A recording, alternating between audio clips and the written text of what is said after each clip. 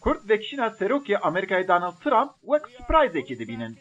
Piştî ku Amerîkaya biryara ji Sûriyê vekişinê da, Kurd jî ser vê geşedana taybet ketin nav ponujin û lêhûrbinên nû.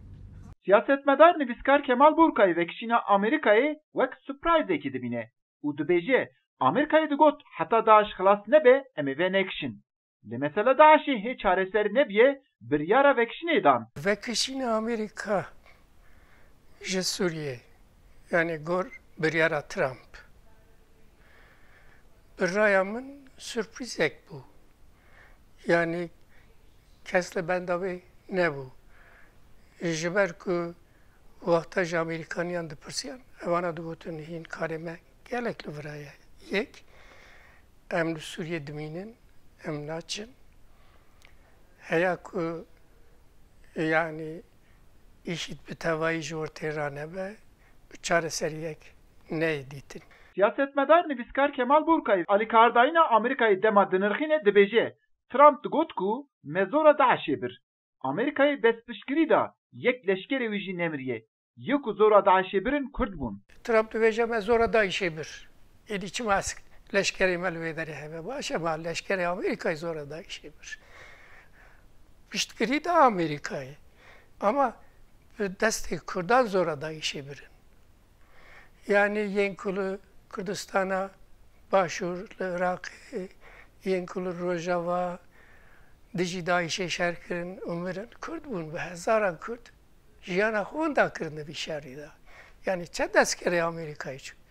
Wana riya hêza zimanî piştgiriya Kurda dikirin. Ev tiştekî baş bû tabii. Tesîra wê jî heye. Kemal Burkay dema ser têkiliya Amerîkayê û Kurdan disekine dibêje eva çend carek û Kurd li gel Amerîkayê sekinin û Amerîkayê jî her car ew tenê hiştin. Lê navexta Amerîka vekişe meydan jî gêra dimîne. Yani dîsa jî îşî dêra dimîne. Yek jî Kurdê me vî tiştî wek bêbextiyeke teze dibîn. Dibêjin yani Amerîkayê çend caran hêvî da me dê piştre ev tenê hiştin. Siyasetmedarê Kurd Kemal Burkay bangî Kurdan dike û dibêje heke hûn dixwazin li Sûriyê bibin xwediyê statûyekê divê yektiya we hebe. Eger rewşa Sûriyê hate vê derecê diviya bû Kurdan hesabê vî tiştî bikin. Ango xelk nekurê bavê me ye. Çi Amerîka, çi Rusya, çi dewleteke dinî. Her dewlet li meslahata xwe digere. Wexta bikêrî wan neyê dikarin te tenê bihêlin. Diviya bû Kurd vî tiştî bidin ber çavê xwe. Eger Kurd dixwazin li Sûriyê statûyekê vê dest xirin, çi federalî, çi otonomî, divê yekîtiya wan hebe. Yani berî her tiştî menfaata Kurdan bidin pêşiya xwe. Nebin peyayê xelkê. Peyayê Sûriyê, İranê, nizam, dewleteke dinê, Rusya, Amerîka. Dikarin îtifaka çêkin gor menfaata xwe. Eger yekîtiya Kurdan hebana, enekase û peyê de bi hev ra, yani federalî didine pêşiya xwe, otonomî didine pêşiya xwe. Dikaribûn serkevin. Kurd jî êdî dixwazin li rojhilata navîn bibin xwediyê statûyekê.